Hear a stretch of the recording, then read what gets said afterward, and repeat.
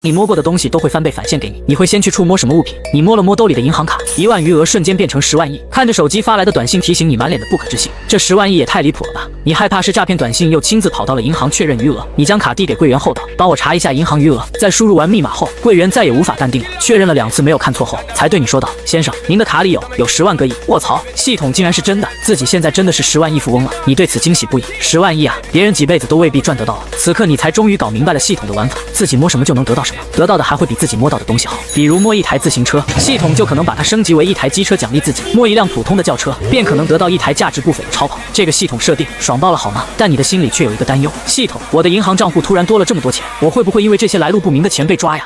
不会，系统的每笔奖励都会为宿主安排合理解释。听到系统的回答，你的心里才彻底没了忧虑。20多分钟，你来到妹妹的高中，一路上你都在思考，剩下的2次机会该去摸点什么。当务之急最缺的好像就是资产，一个能够给自己持续产生收入的东西。如果摸了学校，会不会奖励自己一个私人学校呢？想到这里，你果断把手贴在了一栋教学楼上。叮，你摸了一栋学校建筑楼，触发神豪暴击奖励，奖励宿主全国500套学区房，500套学区房的产权证将会为您快递到家。竟然是学区房，一套学区房就有几十栋楼了，500套，那得有多少栋？拥有了学区房可以收租，自己卡里的10万亿就可以随便挥霍，哪怕花光了，也还有500套学区房的巨额租金的资金链。而这还只是一个学区房，若是以后自己再摸一点别的资产出来，岂不是直接人生大赢家？正在你激动之时，抬头看到了发小梁少宇，你主动打了招呼：“少宇，你来给你弟弟开家长会啊？”而梁少宇却嫌弃的看了眼你，便把头扭到了一旁。梁少宇的爸妈赶紧拉了拉他：“小远跟你说话呢，你咋不搭理人家呢？”呵呵，爸妈，我现在1个月都抵他半年挣得了，他混那么差，搭理他干嘛？他能给我带来什么价值、什么利益？陆远这种穷朋友已经配不上我现在的交际圈了。梁少宇的爸妈闻言后也没再说话，这社会只有和混好的人玩才有出息，是他们所有人都认同的社交观。你冷笑了一声：“梁少宇，你说的对，你是配不上我现在的交际圈了，你很有自知之明。什么玩意儿？我配不上你的交际圈？我1个月30多万工资，我不比你挣得多呀？”你嗤笑一声：“1个月才30多万，这点钱很多吗？”梁少宇直接气笑了，指着你张口大骂，但你没有再理会梁少宇，扭头便进了妹妹班级。家长会开了1个小时才开完，你也没闲着，看了眼家长群，学校的校长聂斌也在。想起刚刚梁少宇跟自己装坤，你的脸上露出了一抹玩味的笑容。你点开了聂斌的头像，设置了专属转账，你输入了一笔金额并按了支付密码。群成员陆远发起了一笔转账，收款人校长聂斌，转账金额20万元整，转账备注学校捐款。群里瞬间便被这20万给炸过了。我的妈呀，20万！陆诗诗他哥这么好吗？陆远，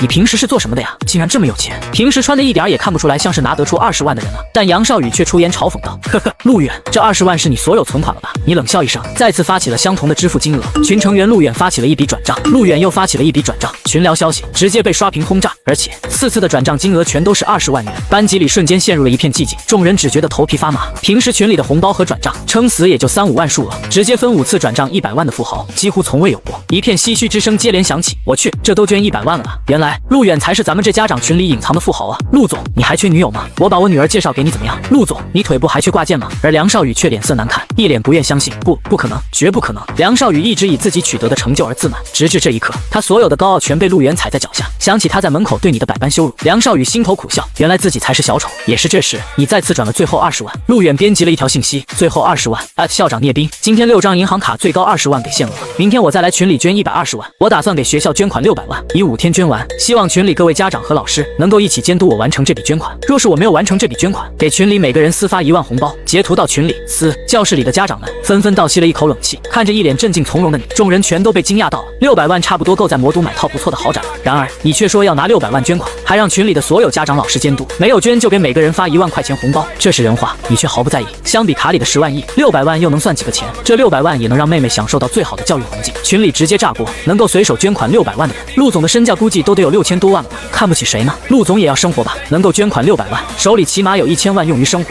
陆总起码身价过亿。校长聂斌也是被秀得头皮发麻，他还是第一次见有人这样捐款的。他赶忙编辑了一条微信消息：陆远，需要我怎么做？你打了1行字回复：你不用做什么，我妹妹是高2、3班的陆诗诗，今年16岁，你多帮我照顾一下她就行了。这钱我希望你能够落实在学校的教育条件上。好的，陆先生，我一定帮您照顾好您妹妹。在座的不少家长也赶紧表态：陆总，我回去就告诉我家熊孩子，以后不让他欺负你们家诗诗。挥手间就是600万捐款的富豪，就是自己家孩子的同学家长，还就和他们坐在一间教室里，又有谁不想结交？面对着这些讨好之声，你无动于衷。穷了20年的你，早已见多了人性，这样的人不过是谁给骨头跟谁走罢了。这时，梁少宇一脸热情地来到了你的面前：陆远，咱俩把微信加回来吧，以后咱俩常联系。而你却面露冷笑，这梁少宇的脸皮真是够厚的，拉黑了自己竟然还重新加回来，把自己当什么？用不到就丢，用到了就加回来。你淡淡的道，微信不用加回来了。正如你所说，我配不上做你朋友，玩不到一起，今后咱俩各玩各的。你的话恰巧被其他家长给听到，什么？这小子竟然说人家陆总不配当他朋友？是啊，我刚刚在门口听他装坤，1个月30万工资，抵得上陆总半年工资，还说只和高端圈子的朋友玩，说陆总和他不再是一个圈子的人，说的可难听了。噗，1个月赚30万的手子，瞧不起陆总，什么鸡波玩意儿？看到陆总没钱就要和陆总断交，见人家陆总有钱了就要把人家陆总微信加回来，你咋那么不要脸呢？杨少宇憋得一脸通红，他爸妈也是颜面丢尽，低着头，恨不得想找个的缝钻进去。你没再理会这只跳梁小丑，去了车棚取车，几个女生早就等在了自己的电动车旁边，看到你得到来，妹妹陆诗诗一把勾住了你的脖颈，亲昵的道：“哥哥。”陆诗诗的身边还站着几个女生，全都是她一个寝室室友。陆哥哥，今天是诗诗的生日，我们想和她一起过个生日，你可以让诗诗晚点回家吗？邱芊芊眨巴着睫毛，期待的看着你，你一拍脑袋，对啊，今天是诗诗的生日，你都被女友王岩的分手给忙活忘了。你笑着道：“好啊，正好我还没给诗诗准备礼物，我们一起去吧。”如果换做以前，你得到10万亿巨款，一定会想着和王岩一起分享这份喜悦。现在的你只想花钱改善自己家人的生活，既然有钱了，那就开始好好享受人生。哇，陆哥哥你太好了，我们还以为你不会同意呢。几个人一起打了一辆出租车，前往了魔都本土最大的一条金融街。几人一起去了一家护肤品的专卖店。邱芊芊是妹妹寝室里最富裕的一个，她选了一支口红递给了妹妹，诗诗，送你一支500块钱的口红，生日快乐。至于其他2个女生，并不富裕，为妹妹买了一个戒指和项链，价格全都在1000以内。这时候，一个和陆诗诗差不多年纪的女生看着自己的哥哥朝着这边走来，哥，我要那套3000多的口红，你给我买吗？我还要这款香奈儿的香水，才4000多。女生也在挑东西的时候，看到了陆诗诗一行人。陆诗诗，这儿好歹是魔都最大的金融街，你来这儿就买点500多块钱的口红啊？你们寝室几个把人丢到这儿来，也算是本事了。你好奇的看了眼妹妹陆诗诗，你们认识？陆诗诗点点头，我们同班同学徐冰，一直和我不对付，不就几千块钱的护肤品，有什么好炫耀的？陆诗诗身边几个闺蜜不高兴的低声道。陆诗诗的室友声音虽然很小，但还是被徐冰给听到了。她嘲笑道：“还不就几千块钱而已，说的就好像你们买得起一样。”你哪能看不出妹妹低落的心情？你直接从展柜上取下了一套价格5万多的面霜，对着妹妹陆诗诗扬了扬：“诗诗，喜欢吗？喜欢的话，哥给你买。”看到面霜的标价后，陆诗诗眼里只犹豫了一瞬，便把头扭到了一边：“不喜欢，不喜欢。哥，你还是把钱留着给自己和嫂子吧，你没有嫂子了，那个物质的女人已经和你哥分手了。”你淡淡的道。陆诗诗仍然拒绝道：“那也别给我乱花钱，魔都的物价这么贵，哥哥也需要钱。”妹妹陆诗诗懂事的有些让人心疼，你安抚道：“没事儿，你哥最近发了一笔横财，不缺钱，喜欢咱就买了。”徐冰在一旁插话道：“自己穷没本事，就别怪女人物质，我还以为是个什么有钱人呢，还不是穷屌丝一个。”你冲着销售道：“4套面霜，还有那边的3万多一支的口红，给我拿12支。国内最新款的这个整套面部保养品多少钱？”销售很快给出了答复：“先生，这整套护肤品99999一套。”行，也给我来4套。徐冰有些不舒服了，买这么贵的东西，你付得起钱吗？一旁的销售也被吓傻了，不确定的道：“先生，加起来96万了，你确定吗？”你从钱包里取出了银行卡，一脸轻松的道：“给我拿 POS 机来，刷卡。”销售赶紧取来了 POS 机，徐冰粉拳紧握，一直小声嘀咕着：“余额不足，余额不足。”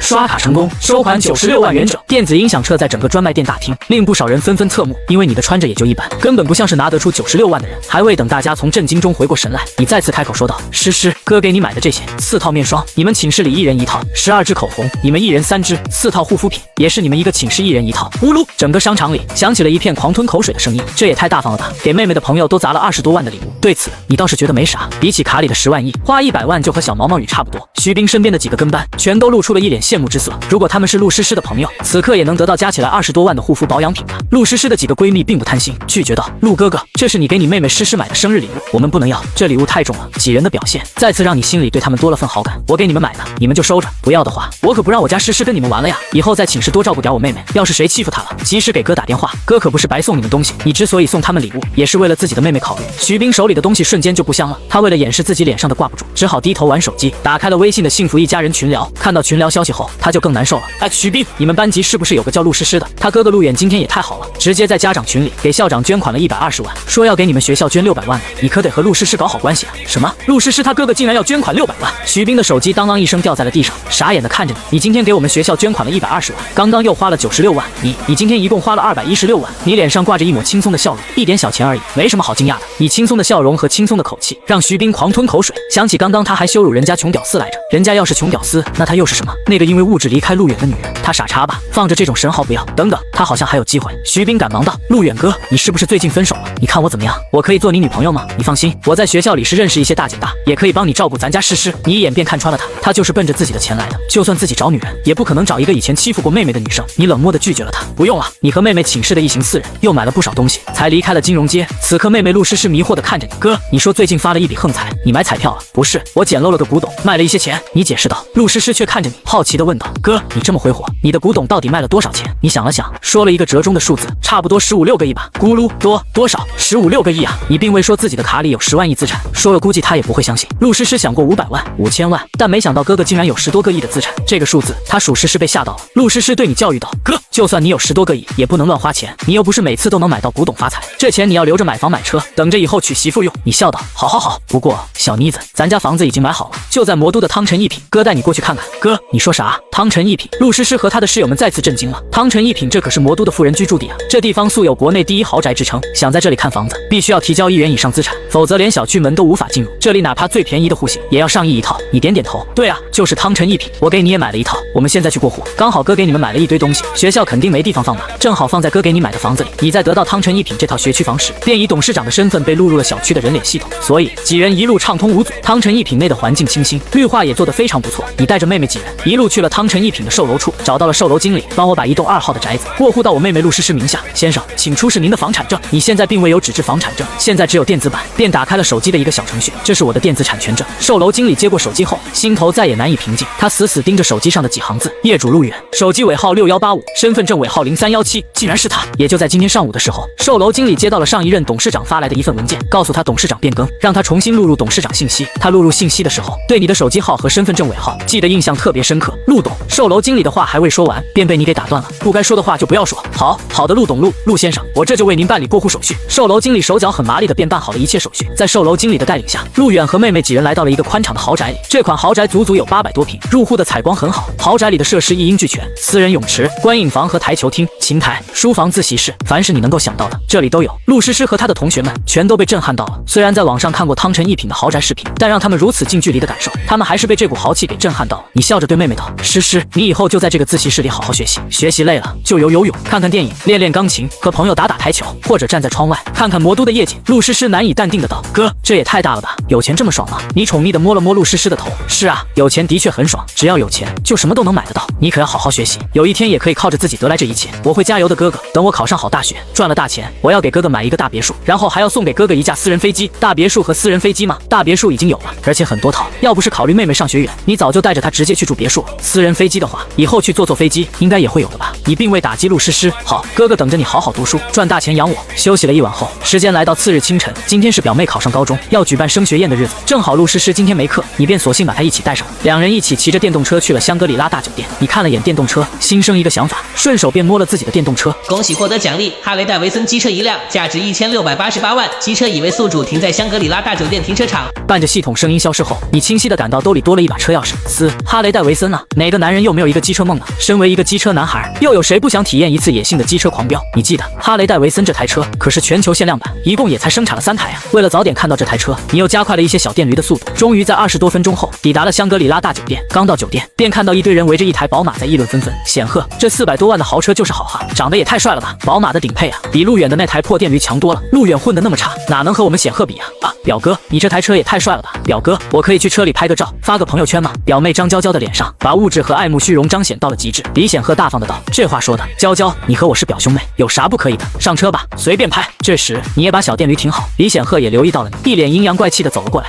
这不我路远表弟吗？昨天不是还在群里装犊子，说要今天把我的脸打肿吗？你就开着这小破电驴来打肿我的脸，而你却一脸淡定。你别着急，等着升学宴完了，我会把你的脸打肿的。哈哈，行，表哥我等着。对了，路远，你肯定没开过这么好的车吧？李显赫十分装坤的看着你，你也很配合他。对，我确实没开过这种好车。你的心里对这台宝马嗤之以鼻，才400多万罢了，还没自己刚摸出来的那台哈雷摩托车值钱呢。李显赫很享受这种装坤的感觉，他当场道：那表哥我今天大方一把，让你摸下这台车，好好过个手瘾，顺带你也拍几张自拍发到朋友圈，够你吹一辈子了。李显赫摆明了是想看你的笑话，不过你却并未在意，反而心里很爽。摸了这台宝马，系统就会给自己一台更好的车，你压根没必要去生气。你一脸惊喜的看着李显赫，你真的确定要让我摸吗？你到时候可别后悔啊！不知为何，李显赫总觉得你的反应有些反常，被自己取笑他不应该难受吗？为什么他的脸上和中了500万一样开心？但李显赫一心想羞辱你，也没有多想其他，他嗤笑道：瞧你那没出息的样，摸摸吧摸吧，随便摸，摸脏了，表哥不用你花洗车钱了，就连你的妹妹也搞不懂你。哥，他在羞辱你啊！你摇了摇头，不，哥不觉得这是羞辱，哥觉得这是好事啊！你大胆的将宝马给摸了一遍，一边摸车一边使用了神豪暴击能力。你摸了一台宝马车，触发神豪暴击奖励，已对宝马车暴击升级，宿主获得布加迪威龙1辆，手续齐全，车已停在香格里拉酒店停车场，车钥匙已放在宿主的口袋。你摸了摸口袋，果然又多了一个汽车模型一样的车钥匙。呼，终于到手了，这波值了，只需要听几个小丑狗叫几声，便能摸出一台全款布加迪威龙，还有什么比这更爽吗？李显赫这时候眼巴巴凑了过来，表弟，表哥的车手感不错吧？手感啊，挺垃圾的，这破车有点个手。拿到了系统的神豪奖励后，你才不会再迎合李显赫装逼。李显赫的脸色瞬时就拉了下来，你他妈的刚刚摸得那么爽，现在和我说车垃圾？张娇娇直接出言讽刺，沙比，大表哥的车在垃圾，你也买不起一个车轱辘。你反问，沙比骂谁呢？沙比骂你呢？张娇娇说完便感到不对，可她话已经说出口，无法再收回。你大笑一声，哈哈哈，行，知道自己是沙比就行。说罢，你便大摇大摆地走到了酒店里。这些年来，自从自己没考上高中以后，表妹张娇娇和老姨一家没少作妖。如今既然自己有钱了，可得好好把这口气发泄了。升学宴很快开始，升学宴的现场也来了很多800年都不联系的亲戚。你带着妹妹陆诗诗找了个位置坐下，陆诗诗一脸愤愤难平，哥，张娇娇和李显赫他俩太过分了，真想把昨天你给我买生日礼物的购物发票拿来，狠狠打他们的脸。你给妹妹陆诗诗包了一只大虾，无所谓的道，没事儿，没拿来也没关系。现在张娇娇有多得意，一会儿哥就让她有多难受。卡里10万亿资产，1000多万的机车一辆，5000多万的布加迪威龙超跑，全国500套学区房董事长，凭着这些，你有千百种方法踩死张娇娇一家。老姨上台讲话，激动的道，我大闺女出息了，考上了高中，不枉我这么多年供她读书，希望我大姑娘在高中好好读，考上个好大学，早日考研，一路青云之上。好，七妹说得好，我们也祝我外甥女高中好好学，将来高考金榜题名。现场一片喝彩之声，张娇娇的脸上写满一脸高傲。张娇娇挑衅的看了眼你，接过麦克风，谢谢大姨、二姨、3姨、4姨，个个一对我的真诚祝福，将来我考上好大学，找了好工作，一定不会忘了大家。表哥当年没考上高中，这些年一直混得不怎么样，我张娇娇也会尽绵薄之力为我的表哥安排一个保安的工作。不是我瞧不起他，而是他初中文化，也干不了啥别的工作呀，保安是唯一适合他的一份理想工作。台下一片叫好之声，娇娇这孩子多懂事儿，考上高中也不忘记他哥哥陆远。打小我就看着孩子错不了，你却是毫不理会，默默的吃虾，品尝着一道道菜肴。以自己现在的身价，何必理会一个孩子幼稚的发言？张娇娇看到你没太大反应，心里很不爽。她讲完话后，走到台下，来到了你的面前。陆远，你家过得穷，平时也吃不起啥好的，一会儿去找服务员多要几个打包袋，多打包点回去。你的爸妈一脸难堪。娇娇，你看你这孩子怎么说话呢？表姐林婉婷有些看不过去了。娇娇，你别太过分了，我怎么就过分了？我说的难道不是事实吗？这桌子上的菜，你家平时吃得起一道菜汤吗？也就我升学宴，你们有口福能吃到吧？羞辱自己的爸妈，你可忍不了了，手一拍桌子站了起来。你再和我装逼，信不信我搞砸了你的升学宴，让你考上了高中也没有房子住？你拍桌子的声音很大，不少人都听到了你的话。大姨、二姨一家朝着这边走来，你装什么装啊？搞砸你表妹升学宴，还让她没房子住？你以为你是魔都一把手啊？就是吹牛也不怕闪了舌头，你算个什么东西啊？让你家来就是图热闹凑个人头，还真把自己当个东西了。不吃赶紧滚出去，咱们这一辈里就你混得最差，嘚瑟什么呀嘚瑟！表哥李显赫讽刺道，我在帝都的珠江帝景学区房做销售经理，都没你能装坤。我们公司和魔都不少地产的老总都是朋友，给娇娇安排个房子还不是小菜一碟啊！显赫，你现在竟然是珠江帝景学区房的销售经理，怪不得现在混得这么好。陆源，你听到了吗？就算你真的让我没有房子住，表哥他也会为我安排。表妹，你给他说这些干嘛？他又做不到，他也就在梦里才能实现他说的那些。哈哈哈！你不以为然，戏谑的看着李显赫，一个地产销售总经理，你很牛逼吗？信不信我一个电话就让你丢了工作？珠江帝景恰好也是自己名下的学区房，以自己董事长的身份想开除李显赫这种杂碎，还不是轻而易举？你的爸妈一脸诧异的看着你，儿子一直以来都是个不争不抢、极其低调的性格，今天这到底是怎么了？竟然选择和李显赫硬刚。李显赫拳头握得嘎吱作响，陆远，你他妈的，我是不是今晚上给你太多好脸了？来来来，现在就给我打电话，我看看谁开除得了我。今天你要是开除不了我，你特么看我怎么收拾你！妈的，小逼崽子，一直没搭理你，特么的蹬鼻子上脸了是吧？给你惯的。张娇娇粉拳紧握，也在一旁道，表哥，一会儿我要他给我下跪，叫我一声妈，从这里爬出去。表姐林婉婷见局势不对，赶紧站了出来。娇娇、显赫，你俩过了，大家都是一家人，何必闹得这么生分？有眼睛的都看得见，是你俩一直欺负人家陆远。表姐，你别管，今天谁为他说情也没用，我们必须收拾他。你心头一暖，这些表哥、表姐、表妹什么的，也就表姐上还有一点亲人的温度。你一个电话直接拨给了珠江帝景的负责人，你们珠江帝景是不是有个叫李显赫的销售经理？给你5分钟，把他给我开了。伴着你的电话打完，李显赫不以为然，装逼。只是下一秒，李显赫的手机响了，正是珠江帝景总部打来的。他按了免提，嘲弄的看了眼你，我就不信你还真的能开除我。总部肯定是有别的事找我。电话被接通，一道暴怒的吼声响起，李显赫，你特么的被开除了！从此时此刻开始，你再也不是珠江帝景的员工。当啷一声，李显赫被吼声吓得手机都摔在了地上，整个人彻底傻了。你摇晃着高脚杯，戏谑的看着李显赫，还和我装逼吗？你是你搞我？李显赫心底万分迷惑，你到底是怎么做到让顶头上司开除他的？几个姨和表弟表妹不都说你混得不好吗？一个电话让自己被炒鱿鱼，这他妈叫混得不好？你大方的承认了，对，就是我在搞你。李显赫见你承认，顿时悔恨不已，连连哭着道歉。表弟、表哥不该欺辱你，表哥求求你再打个电话，表哥不能没有这份工作呀。哥错了，哥还有车贷没还完啊，你让哥短时间内去哪儿找新工作呀？我该死，我该死，饶了我吧表弟，我再也不敢了。李显赫朝着脸上抽着耳光，没一会儿他的脸上便满脸是血，你仍旧是一脸冷漠。现在知道我是你表弟了，现在知道错了，呵呵，晚了。升学宴的气氛也变了味儿，不少羞辱你的亲戚们全都震惊地看着这一幕，愕然道：一个电话就能让显赫丢了工作，陆远什么时候变得这么厉害？大姨见自己儿子这样，又怎么会不心疼？忙来到你的面前，陆远这是干嘛呀？咱们毕竟是亲戚，你不能往死里逼你哥呀，给你哥一条生路吧。是啊，陆远你别太过分了，大家都是一家人，你别搞得这么生分。六妹夫还不赶紧劝劝你家孩子，显赫是你大外甥，你真忍心看你大外甥丢了工作？爸妈的唇角蠕动了一下，想起这些年遭受到的欺辱和白眼，他们心中怎能无怨？最终还是选择了沉默。你只觉得这些人好笑，李显赫被自己收拾了，他们来当和事佬说尽好话，自己惨遭李显赫和张娇娇针对的时候，怎么没见他们谁发一发善心？呵呵，亲戚，我一家把你们当亲戚，这些年来你们把我和我爸妈当亲戚了吗？亲戚的挂嘴边，你们脸呢？你反唇相讥，掐碎了手中的玻璃酒杯，冷眼扫过了在场的所有亲戚，每个被你目光接触到的亲戚，全羞愧的无地自容。李显赫想起车贷就一阵头疼，他求救的看向表姐林婉婷，表姐，只有你和陆远关系还好，你帮我求情啊，表姐。林婉婷一脸冰冷，这种下场是你咎由自取，我就不聊你，你活该。李显赫彻底崩溃了，那台顶配宝马还差2-3期就快要还完了，他把车开到哪里，都是一片年轻有为、成功人士的追捧之声。一旦断供，银行就会把他的车给强制收走，他将彻底失去所有这一切，沦为亲戚朋友眼中的笑柄。一切只是因为自己得罪了你，他现在肠子都快悔青了，自己怎么就想不开去和你装逼？如果没得罪你的话，又哪能落到这般下场？你扫了眼表妹张娇娇，冲着外边喊道：“服务员！”没一会儿，一个年轻的服务员便走了进来。先生你好，有什么吩咐？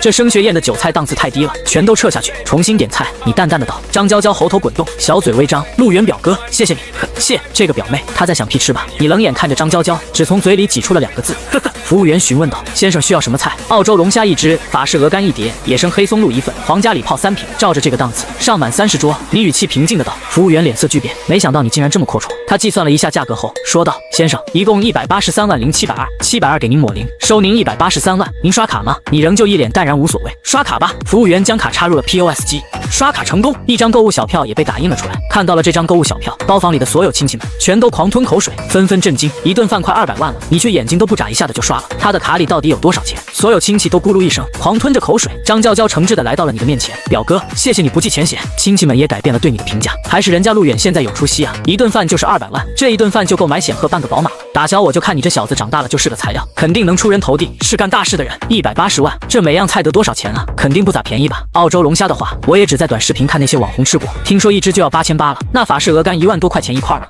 快别说了，我都馋了。今天算是沾着我外甥的光了，可以大饱口福了。一群亲戚搓着手，兴致盎然的等着菜上桌。表妹张娇娇也没出息的吞了口水，她长这么大还从未吃过这些好东西呢。妹妹陆诗诗不解的看着你，哥，你干嘛花这么多钱请他们吃东西？他们那么羞辱你，你有钱没地方花了吗？一会儿你就知道了。你脸上露出玩味的笑容，菜没一会儿便开始陆续上桌。硕大1只的红色澳龙最先上桌，其次是黑松露和法式鹅肝什么的，热气腾腾的香味令在场所有人的肚子都不争气的叫唤了起来。你表面淡定，但心里也是很爽，这玩意儿摆在那里看着就过瘾，一会儿可得让爸妈和诗诗多吃点。没什么见识的亲戚们开始品头论足，这么大的1只龙虾，看着我就饱了。你看这鹅肝，1万块钱一块的鹅肝，做的就是精致啊。众人也开始拿起筷子夹起了大虾，准备大快朵颐。只是他们的食物刚要送进嘴里，便被你的声音打断了。刚才对我冷嘲热讽的，现在好意思吃我花钱买的东西吗？真是脸大不嫌害臊啊！这么着急动筷子，全都饿死脱生的。你们几辈子没吃过好东西吗？你话语刚落，目光落在了张娇娇的身上，所有亲戚的脸全都变得通红，谁也不好意思再动筷子，他们都恨不得找个地缝钻进去。被你这样羞辱，太丢人了。老姨咳嗽了一声，大外甥，我们先前说那些话没有恶意，也是为了激励你，让你有上进心啊。你看你咋这么不识好人心？这孩子咋那么不上道呢？你看你点了30桌，你一家4口吃不了啊，是不是？你摸着下巴想了想，你说的也对，好像是吃不了。老姨露出一脸帮你分担的虚伪假笑，那正好我们帮你一起分担。老姨这半辈子还没吃过这么多好东西呢。大外甥，一会儿你让服务生多给老姨要几个打包袋。你满脸冷笑，呵呵，不用你们分担了，我这30桌饭菜就是拿去喂狗，也不请你们吃。你冲着服务员道，把你们老板和所有同事叫过来，吃不了的请你们吃了。还有，把升学宴的横幅扔垃圾桶去，换上陆诗诗小姐生日快乐，然后让这些人滚出包间，别让他们影响了我一家进餐的心情。你一脸冰冷之色。服务员很快就把消息发到了公司去，全体员工也很卖力，知道你和表妹张娇娇不对付，不但把升学宴横幅给摘了，还用剪刀剪成了碎布，又踩了好几脚，这才把升学宴的横幅给扔到了垃圾桶。表妹张娇娇气得肺都要炸了，可她偏偏无法阻挠香格里拉大酒店的员工们。张娇娇拳头紧握着，气的身子一直在哆嗦。他死死瞪着你，从你点菜的一开始，就是为了羞辱我们，对吗？你夹了一块鹅肝，与他冷眼相对。对，我说过，今天我要砸了你的升学宴。张娇娇一肚子窝火，也终于在此刻爆发。谁稀罕吃你的东西？我们换个包房重新安排就得了呗。有几个臭钱有什么好牛哄哄的？其他的亲戚们也纷纷道：对，不吃就不吃。那澳洲龙虾长得那么吓人，不怕得流行疾病，你一家就吃吧，吃死你们！表姐林婉婷一家也要起身跟着一起离开。你看了眼林婉婷，主动邀请道：表姐，你一家不用走，坐下来一起吃吧。林婉婷一家被留了下来，那些离开的人是又羡慕又嫉妒，他们多想留下来的是自己一家呀。伴着这些人离开，包房里清静了不少。表妹陆诗诗给你竖起了大拇指，哥，真有你的。他们快要把东西吃到嘴的时候，你才羞辱他们，让他们难堪。你这招太损了，他们肯定要被你气完了。你捏了捏小丫头的脸蛋，故作生气，会不会说话？什么叫损？你哥这叫以其人之道还治其人之身。你的爸妈有些好奇的看着，担忧的问道：远了，你没在外边干啥坏事吧？你哪来这么多钱霍霍呀？爸妈放心吧，我这钱都合法来的，不然我能做到一个电话开除李显赫吗？打消了顾虑后，一家人开始吃了起来。饭店的老板和全体员工们也借着你的光吃得很爽。陆诗诗品尝到黑松露后，顿时眼睛明亮了起来。哇，哥，好好吃啊！你摸了摸他的头，好吃，以后哥天天请你吃。才不要，我可不能乱挥霍哥哥的钱。爸妈也吃得狼吞虎咽，他们也都是普通家庭，什么时候吃过这种好东西啊？老爸喝了杯皇家礼炮，感慨了一句：这有钱的感觉就是好啊，啥都能吃得到。表姐林婉婷一家的吃相也没有好到哪去，你看着一家人吃得满足的样子，心里也很幸福。有钱以后不就是该带着家里人享受一下？而隔壁张娇娇他们所在的包房虽然又重新订了一桌，但他们听到隔壁的欢声笑语，想起刚刚那一桌的珍馐美味，现在吃什么都觉得没啥滋味。众人兴致缺缺，张娇娇一脸恼怒，全都是陆源把她的升学宴搞砸了，不就是在珠江帝景的一个高层吗？迟早有一天，我张娇娇要爬到珠江帝景董事长的床，让董事长把你给开了，我要把今天所受到的耻辱跟你100倍讨回。张娇娇的想法注定实现不了，因为你就是珠江帝景背后的董事长，不但是珠江帝景的董事长，还是全国500套学区房的真正主人。你一家酒足饭饱后，你也打算去停车场，带着家人们去别的地方好好放松一下心情。走到停车场后，你便看到了一台蓝色的炫酷重型机车，这应该就是自己的神豪暴击奖励哈雷戴维森了。哈雷的旁边这会儿聚了不少的围观者，没有哪个男人能抵挡这台机车的诱惑，纷纷驻足拍照录像，放大了欣赏。你竟然在人群中看到了前女友王岩，她好像正在直播着自己的这台车。前女友王岩除了和自己在益达商场做销售，便在业余时间做一做直播，比如打卡高档餐厅、说车等等内容。此刻王岩手握着麦克风，卖力的给直播间里的粉丝们介绍着。大家知道我身后的这台是什么车吗？没错，它就是哈雷戴维森，每个男孩子心中的梦中机车。它的全身整体全都是纯手工制造，全车身镶入了360颗钻石，部分零件更是由24克拉纯金打造。油箱部分有2个透明的圆形储物枪室，放置了名牌手表和名牌戒指。这台机车前几年的价格是1200多万，现在没有1600多万根本下不来。直播间里的家人们，你们想不想驰骋它来一场速度与激情的狂飙？围观的人都一个个疯狂咽唾沫，一个个发出了惊讶的唏嘘之声。什么？这台摩托车竟然1000多万？这就是有钱人的玩具吗？太帅了吧！啥时候我也能开上这样的机车？我做梦都能笑醒。而此时你已经迫不及待骑上这台机车了，你加快了脚步朝着机车走去。王岩直播团队的人见你要靠近，赶紧将你拦住了。你要干什么？要看车就站远点看，1000多万的机车擦了碰了的，你赔得起吗？你一把推搡开了拦路的人，从兜里摸出了一把车钥匙，插入了钥匙孔。轰！哈雷的引擎发出了一阵轰鸣之声，车身的2个大灯也已亮起。你冷眼看着拦自己路的人，反问道：我要开车回家，你让我站远点。拦你的人顿时羞赧地低下了头。你是车主？你点点头。对，我是车主。我就算碰坏了这台哈雷，需要赔钱吗？地上的网红脸顿时一头冷汗下来，结巴着道：不需要。开玩笑，你是哈雷的车主，就算你想要把这台机车给砸了，那也是你自己的自由和权利。想起刚刚自己拦路的小丑行为，他此刻恨不得抽自己一个大耳刮子。他怯懦地向你道歉：先生，不好意思，我不知道您是车主。举办完升学宴的张娇娇、李显赫等人也朝着停车场这边走来，他们刚刚也听到了哈雷戴维森的价格。你家里的7大姑8大姨们一个个咂舌。他刚刚说那台摩托车多少钱？1600多万！天，1600多万！我的妈呀，这也太吓人了。那岂不是说这一台摩托都抵得上显赫的4台宝马了？而陆远竟然是车主，可笑我们之前对他的那种反应。或许在他的眼里，我们就是一群小丑吧。李显赫的脸火烫的，他不禁想起了今天他和你说的话：表弟，你这辈子还没开过这么好的车吧？对，我确实没开过这种好车。你先前的话，在此刻回想起来竟是那么的刺耳。呵呵，直到此刻，他才知道自己在你眼里是多么可笑，是多么幼稚滑稽。原来自己的那点成就，在他的面前是如此的微不足道。王岩咬了咬牙，扭头看向了不远处的布加迪威龙，对着身后众人道：真是晦气，我们直播那台布加迪威龙，这台布加迪威龙价值5000多万。我接下来就给大家介绍一下这台车。你从口袋里又掏出了一把钥匙，对着布加迪威龙按了一下，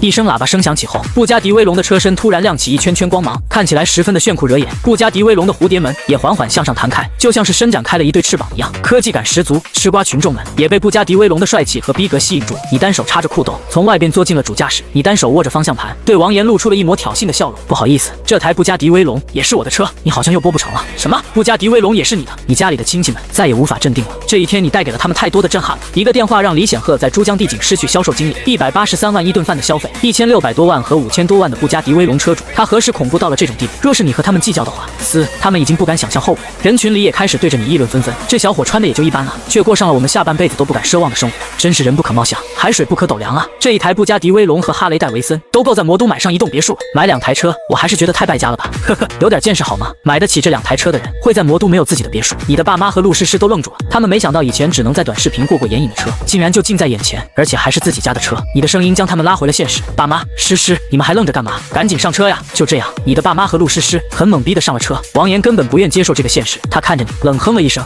为了重新挽回我，花钱租这些有意思吗？你这样只会让我感到恶心。做人要脚踏实地，而不是这样虚伪的包装自己。李显赫和张娇娇的脸色缓和了不少。张娇娇开口道：“表哥，你说陆远，他有没有可能为了在我们面前装逼，特地办了贷款跟我们装有钱人？”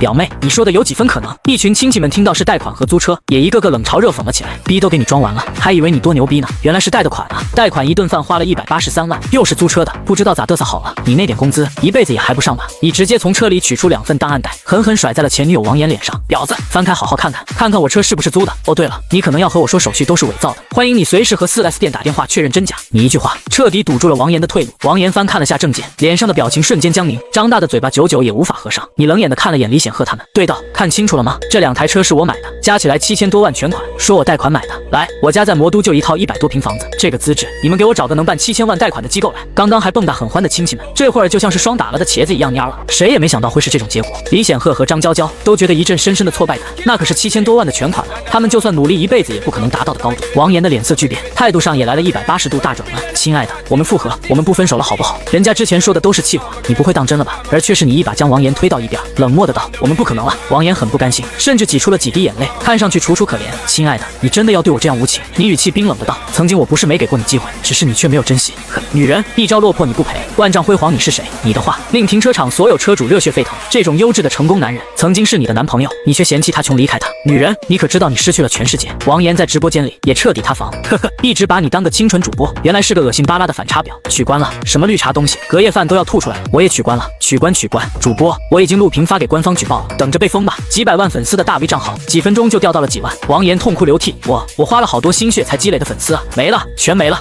停车场里的车主们并没有人同情王岩，落得这般下场还不是他自己自作孽。王岩此刻真的是悔恨万分，想自己给自己一个大嘴巴子，万分后悔和你提出了分手。如果没和你分手的话，他就能坐在布加迪威龙的副驾驶，被无数同性羡慕，坐享荣华富贵。以你曾经对他的态度，肯定会把钱和他一起花。可是这一切全被他的自作聪明给彻底葬送。你没再理会这个女人，一脚油门就准备离开这里。此刻表姐林婉婷朝着这边走来，叫住了你。表弟，那个表姐我找你有点事。林婉婷扣着手，唇角蠕动，吞吞吐吐，不知道该如何开口。你笑着看着她，开口道：“表姐，有事儿你直接说，别和我见外，咱们都是一家人，我能帮一定帮。”林婉婷略松了口气，就是我下个月的学费还差一些，我想和你借10万块钱，按银行的利率算行吗？你笑了笑，当然可以，卡号给我给你转账。表姐林婉婷给了你卡号，你直接赚了100万给她。表姐给你转了100万，什么时候有什么时候还利息我就不要了，你也别给自己太大压力，好好读书。你一脸爽朗，林婉婷一脸感动，谢谢你表弟，一家人用不着客气。其他的一众亲戚们看着你对林婉婷截然相反的态度，全都是又羡慕又嫉妒，同时心里为和你的关系僵硬而暗暗着急。他们也不是啥富裕人家，家里正好也马上要用钱，可想起先前把你给彻底得罪死了，这会儿谁也没脸和你提起借钱的事儿，众人懊悔不已。如果从一开始就巴结好你，现在也不会是这种结果。你因为借钱给表姐，又收获了一波好感，这布加迪威龙小哥人品竟然也这么好，怪不得人家有钱呢。表姐和他借10万，他直接借100万，而且不要利息。小哥真豪爽，年轻帅气，多金，人品还好。那个王岩说车放走小哥去傍别的大款，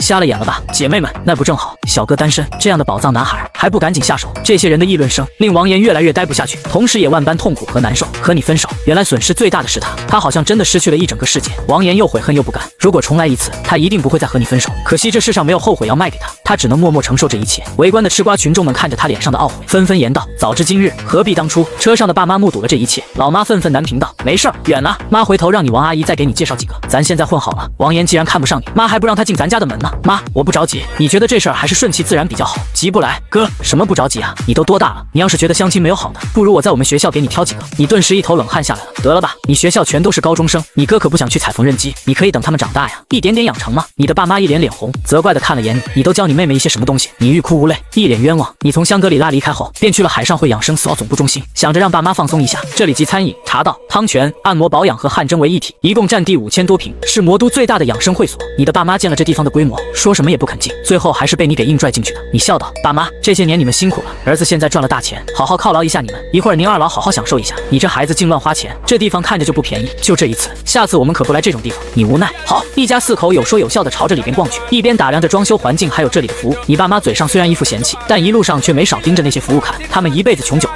哪见过这些高档的东西啊？这里一步一景，入木接画，清雅中而不失高端。这时候，一阵说笑声从一家4口的身后响起。爸妈，一会儿还和上次一样去钻石会员包房。一个中年男人脸上露出一抹陶醉之色。好，自从上次来了以后，我就和你妈念叨着，啥时候再来享受享受。这一家3口走到你一家旁边时，男人停住了脚步，看向你老爸、老陆、老同学，你怎么在这儿？你老爸脸上幸福洋溢地看着你，自豪道：我儿子说要带我享受享受。你说这孩子1个月才挣多少？我说不来，硬给我拽进来，这孩子就花没用的钱。你老爸说罢，对你介绍道：小远，这是爸老同学刘磊，叫刘叔。你礼貌的道：刘叔好。中年男人上下打量了眼你，小伙子在哪上班啊？在益达商场干珠宝销售的。你礼貌道：销售啊，赚的也不多呀。你带你爸来这种地方？刘磊面露一脸轻蔑和嘲讽意味，你极其无语。我带我爸来这有什么问题吗？你老爸皱眉，老刘，这地方怎么了？刘磊的儿子刘东风呵呵了一声，颇为得意的卖弄起了自己的见多识广。陆叔叔，你好好看看这儿的装修规模，是你们平时去的那种破澡堂子吗？那种破澡堂子，你一家撑死一个人300，有1200就够了。知道这是什么地方吗？海上会 SPA 养生总部，国内最顶级的养生机构，消费1晚没个3、5万，你连个房间都开不起，这是你们这个收入水平能来的地方吗？你儿子就是带你一起来和他丢人现眼。刘东风嘲笑道。你老爸一听，顿时就慌了。小远，要不咱们还是回家吧，在家也不是不能洗。你见状，心里很不爽，对着老爸安抚道：老爸，你别听他吓唬你，今天我在香格里拉那些钱都花了，不差这点钱。你的爸妈这才宽心不少。是啊，儿子一顿饭就花了183万，还会差这么一点钱？刘磊冷哼一声，行了，小伙子，你干销售能挣几个钱？天天给人装孙子也不容易，就别死要面子活受罪了。正好俺家你东风哥在这儿有钻石会员，既然我和你爸是同学，就让你一家沾沾光，你们一家消费今晚全都算在我儿子东风的账上。刘磊的口气就好像是他在施舍你一家一样。陆叔叔，你从来都没享受过这些吧？今儿既然我爸说了，那我就请客，你好好见见世面，长长见识。刘东风与他爸一唱一和，拍了拍你的肩膀，语重心长的道：你得好好干啊，争取以后自己也能带着爸妈来这里的会员区消费，别下次带你爸妈来这儿还得别人帮你花钱买单。你冷笑，不就是个 VIP 会员吗？看不起谁呢？我现在就去办一张。你快步走到了吧台，办一个最高等级会员需要什么条件？先生，最高会员等级是至尊 VIP， 需要您预存600万在会员卡，个人的社会身价达到5000万以上。刘东风听了后讥笑道：你那点工资就别问这个了，问了你也办不起。别说是你这种穷屌丝了，就算我们老板也开不起至尊 VIP。你冷眼瞧着刘东风，你怎么就知道我办不起？呵呵，益达商场的金牌销售1个月也才5万，你要是有自己的房子，月月需要还贷吧？没有的话也需要租金吧？魔都什么物价，你我都清楚。去了还房贷或者交房租，再谈个恋爱，你能剩几个钱？就算再给你20-30年，你也攒不够5000万身价。今天你办得下来这张卡，我刘东风直接跪地管你叫爸爸。闻言，你直接从兜里掏出了银行卡，丢给了吧台。我开4张至尊 VIP， 我一家4口1人1张，你直接看我卡里存款就会知道我的身价。吧台也没有对你以貌取人，像是他们这种高端场所，上岗之前都经过系统培训，对所有客人一视同仁。吧台取了 POS 机，将卡插了进去。刘东风还想嘲讽几句，一道电子音却让他想说的话彻底憋回了肚子里。至尊会员4张，开卡成功，刷卡2400万元整，收款2400万元整。吧台紧接着让你登录了网银后台，当他看到了存款数字的时候，整个人都嘴巴惊讶的无法合拢。吧台拍着胸脯，一脸崇拜惊讶的看着你。你的爸妈穿着都很朴素，说明你并不是富二代，而是靠着自己白手起家。你刚刚给他看的后台，那可是足足有9万多亿啊！如果算上他这2天的银行流水，1天500万，2天1000万的花销的话，足足差不多得有10万个亿。在魔都又有哪个富二代能如此豪横？拿到了4张至尊会员卡后，你拍了拍刘东风的肩膀，东风啊，好好努力，争取干个几年，也能给你爸妈1人办张至尊会员，而不是3个人用1张钻石会员，跑这儿来丢人现眼。这至尊会员卡我开了，而且还是4张，你是不是也该履行承诺，跪下叫我一声爸了？你对着刘东风冷眼相向，刘东风的爸妈一脸红窘，恨不得找个的缝钻下去。是啊，比起你一家，自己一家3口共享一个钻石会员，又有什么好吹嘘？人家随手一开直接是至尊会员，而且还是 TM 一下开4张。比起陆远，自己儿子那点成就又算个屁。刘磊恼火的对着刘东风屁股就是狠狠一脚，没有别人牛逼，天天学人家装什么逼，废物东西，比上不足，比下有余。刘东风无语，我哪知道他竟然那么有钱？你督促道，少转移话题，快叫我爸。刘东风拳头紧握，看着你，脸色阴沉无比。你想让我叫你爸爸？你做梦去吧！吧台怜悯的看了眼刘东风，你可以选择不叫，但会被本店单方面取消会员，且充值金额不退。你看着刘东风说道，这儿钻石会员好像1张50万的吧？是选择50万额度的会员卡，还是叫我一声爸？你自己选择吧。刘东风顿时怂了，扑通一声跪了下来，低声道，爸，你故意把手放在耳朵旁边，你说什么？我没听见，你大点声。刘东风牙关紧咬，你别太过分，过分？你觉得我过分？好吧，吧台，看来他一点诚意也没有了，你还是取消了他的会员吧。你直接看向了吧台，以自己9万多亿的身价，吧台肯定是站在自己这边。刘东风都快要哭了，一把拽住了你的裤腿，别，爸爸别取消我的会员了！你极其嫌弃的将其踹到外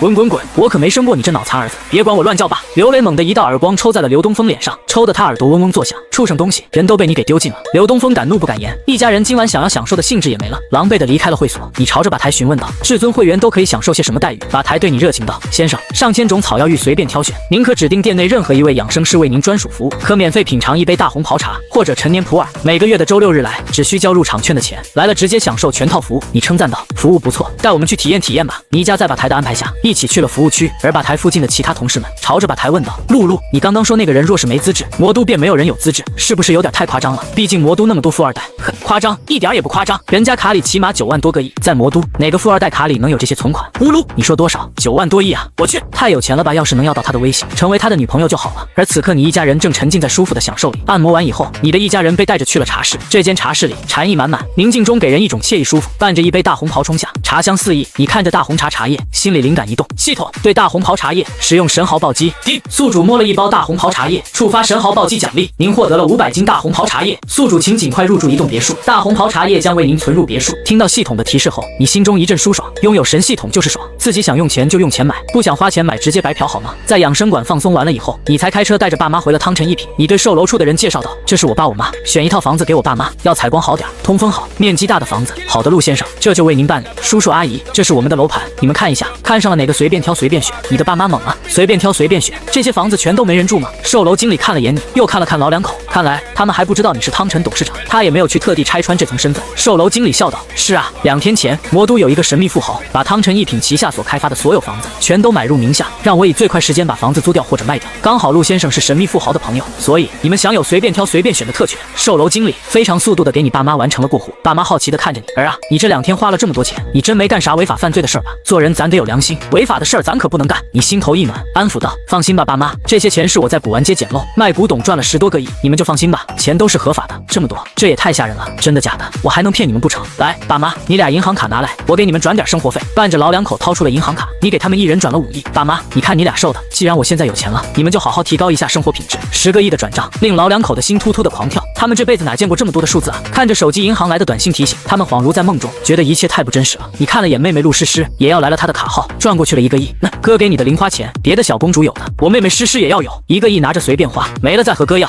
11个亿的转账换来家人生活品质的提高，你一点也不会心疼，毕竟养育之恩大过一切。若非几万亿的资产太吓人的话，你也不会只转10个亿，只能以后慢慢一点点向他们展露出自己的财富了。哎，原来有钱也是一种苦恼啊！陆诗诗也被1个亿的零花钱冲击到，虽然这2天她习惯了你的阔绰，但挥手1个亿，她的小心脏表示完全受不了了。哥，你一次给我1个亿零花钱，以后的未来嫂子不会吃醋吗？你俏皮一笑，不是还没遇到你未来嫂子吗？没遇到之前，哥只对你一个人好，只宠着你，遇到了再说。陆诗诗听了，腮帮子顿时气得鼓鼓的，单手叉着腰，好啊你，原来你是这么想的，有了嫂子以后就不宠我了呗，有了嫂子就忘了妹妹，见色忘妹，男人果然都是大猪蹄子。第2天一早，汤臣一品售楼处给你打了个电话：“陆董，您的纸质股份产权交接协议弄好了，您什么时候有空过来签一下？我现在就去，马上就到。”几分钟后，你去了汤臣一品售楼处，售楼处的外边站着2排年轻靓丽的女孩，拉着2个横幅，横幅上写着1行大字：“欢迎董事长，董事长好。”2排的呐喊声整齐划一，一对来到这里的母女也错愕震惊的看着眼前一幕，他俩相互对视了一眼，你竟然是汤臣一品的董事长。老姨想起和你之前的梁子，此刻也不得不低头。路远大外甥，原来收购汤臣一品的那个神秘富豪就是你啊！太好了，这可真是太方便了呀！外甥，你看你表妹考了高中，正好距离汤臣一品挺近的，大家亲戚一场，你看看你能不能给通融通融，便宜租我们一套房子。老姨没了往日的嚣张得意，只有低声下气。你也很意外，没想到在这里也能碰到这对恶心母女。张娇娇的家里距离她考的高中起码也要4、5个小时路程，若是在汤臣一品住，走路10分钟就能到学校，可以说极其方便。你坐在办公椅上，满脸冷漠和生疏。汤臣一品没多余房子租给你们，去别的小区看看吧。汤臣一品现在并不缺房子，只是你并不想租给他们。这些年，老姨一家以打着可怜自己一家的名义，送些过期食品或者喂狗狗都不吃的烂瓜烂桃，更是给爸妈借钱要的比银行利息都高。自己要是出一点事，便被无限放大夸张，说自己不学好，整天鬼混，借此对你百般嘲笑羞辱。这对母女过往的所作所为，还想从我的手里租房子，呵呵，想屁吃去吧！老姨面色一窘，一脸堆笑。路远来之前，老姨都看过了，只有3户住了人，其他的全空着呢。你抱着胳膊，冷冷的道：“我知道啊，我就是不想租你而已。你看你这孩子咋这么记仇呢？”老姨给你道歉，道歉还不行吗？你冷笑，你一家欺负我家那么久，轻描淡写的一句道歉，就想要我把房子租你？老姨，你是不是有点天真的自以为是了？妈，你别活得这么没骨气，你一个当长辈的，干嘛要给他一个废物晚辈道歉啊？他算个什么东西啊？学区房又不是就只有他汤臣一品，我们去别的地方又不是租不到房子。张娇娇看着他妈要道歉，立马不答应了。她一直是同辈间的骄傲，是天之骄女，而你是大家口耳相传没混好的废物。她岂能让自己的母亲向一个不如自己的废物低头。哪怕你是汤臣一品董事长又如何？以他的成绩考个清华北大不难，只要在清华北大选择师范专业，以这份履历就能进入名校当老师，靠着1年收礼，再绑上一个富豪老公，他这一生的成就，你一个破汤臣一品董事长注定无法追赶。他在心里如此想着。老姨闻言一拍大腿，对啊，学区房又不是就汤臣一品一个，去别的地方看看就去别的地方看看，谁稀罕住你的破汤臣一品呢？白给我都不住。你只觉得有几分好笑，对着2人道：你们随意，一会儿别回来求我就好，求你。苦心男，你想屁吃去吧。张娇娇直接对道，这对母女气得转身就走。你什么也没有说，随手就点开了一个群聊，群聊的名字为魔都学区房总群。你编辑了一条消息上去，一会儿会有一对母女去你们那里租房子。女的叫张娇娇，今年15岁，身高1.65米，刚考上高中。他妈叫赵凤霞，手机号155尾号2761。谁也别把房子租给他俩，不然就等着被我炒鱿鱼吧。群成员里全都是魔都学区房现在总经理，看到新董事长下达命令后，纷纷出来刷起了队形。锦绣学府小区收到，翰林学府小区收到，书香门第小区收到。在你的安排下，张娇娇的租房过程变得异常艰难。某小区的售楼经理，不好意思，女士，我们小区的楼只卖不租，我们书香门第没有闲房子，您去别的地方看看。2人接连去了好几个，也没有租成房子。老姨和张娇娇终于租到了一个房子。在签约合同的时候，老姨写下了自己的大名赵凤霞和手机号。张娇娇一脸得意的给你打了个电话炫耀，废物，不住你的汤臣一品，我们一样租到了房子。等一会儿我把合同拍照给你微信发过去，怎么样？我们租到房子了，你是不是很难受？而地产中介在看到名字和手机号后，突然一把租赁合同给撕碎。抱歉，这房子不能租给你们。什么不能租啊？合同都签完了，凭什么说不租就不租了？老姨和张娇娇万分不解。地产中介语气冰冷的道，因为这是董事长的意思，谁要把房子租给你们，就会丢了饭碗。你们董事长姓什么？张娇娇红唇紧咬，不甘心的问道。姓陆。董事长还姓陆？难道是陆远？陆远不是汤臣一品董事长吗？怎么又成了这个小区的董事长了？想起这1个多小时的租房碰壁，母女俩对视了一眼，互相道出了心中疑问，有没有可能这些小区全都是陆远的？妈，怎么办啊？我是不是要没有房子住了？学校里我打电话问过，宿舍楼还在重建中，起码也要几个月才能建好。妈，你帮帮我呀！老姨叹息了一声，回去求求你表哥吧，给他服个软。你一会儿别在人家面前乱说话，不然你就真的只有重读了。2人又灰溜溜的来到了你的办公室，老姨扑通一声跪在了地上，求饶道：大外甥，你放过你表妹吧，租你妹妹一个房子吧，你表妹不能没有书读啊，有没有书读跟我有1毛钱关系吗？搞笑吧？你怒对，你语气不善的道。再说了，谁稀罕住我的破汤臣一品啊？不知道谁说的，白送你们都不住的。老姨吃瘪，张娇娇也扑通一声跪了下来，哭着道：哥，我错了，你饶了我，饶了我吧，我不能没有书读啊，以后给你当牛做马都行。你想起这些年张娇娇对自己的羞辱，心中怨气直冲头顶。一个高中而已，租不到房子那就别读了，去别的城市再重新考一个呗。租不到房子还偏要读这个高中。张娇娇一脸委屈，哥，重新考一个要再等3年呢，我的人生里又有几个3年呢？哥，全是我之前嘴贱，狗嘴里吐不出象牙。你要是觉得打我一顿能发泄，你打我吧，你骂我吧。张娇娇是真的知道怕了，升学厌食你说的不是假话，她确实有能力让她考了高中也没有房子住。售楼处的人纷纷出言奚落，刚刚拽的上天，跟我们家董事长拽，你们有拽的资本吗？刚刚不是和我们董事长牛逼哄哄的吗？你刚刚的能耐呢？哪儿去了？一口一个我们董事长是废物，你考上了高中，连个住的地方都没有，他要是废物，你算个什么东西？其他那些想来租房的学生家长们也纷纷道，我们要是有这层关系，好好巴结陆董事长还来不及，以争取能租到个便宜点的房子。你们倒好，把陆董事长往死里得罪，你们母女俩真是一对大聪明。老姨和张娇娇一脸羞愧，脸上一阵火辣辣的疼，他们从未想到过你已经站在这种高度，一个他们只能仰望的存在。张娇娇痛哭流涕，声音哽咽，哥，到底怎么样你才肯原谅我呀？你冷哼道，在售楼大厅跪1天吧，面壁忏悔，我就考虑原谅你们母女俩。我晚上过来查监控，要是你们俩半路跑了，那就哪来的滚回哪儿去。闻言，张娇娇脸色煞白，但想起自己不跪就没有书读，她最终银牙一咬，好，我跪。扑通一声，张娇娇双膝磕在地上，如个罪人般跪在墙壁面前。他妈也跟着她一起陪同。你想离开的时候，一个熟人的声音从外边响起，汤臣一品还有房子吗？我想租一个。你一眼认出了满头白发的老者，聂兵校长，你要在汤臣一品租房子？是啊，我孙女考上大学，大学距离汤臣一品挺近的，就来看看。你笑道，这样啊，你也别租了，我刚好是汤臣一品董事长，我直接送你套房子吧。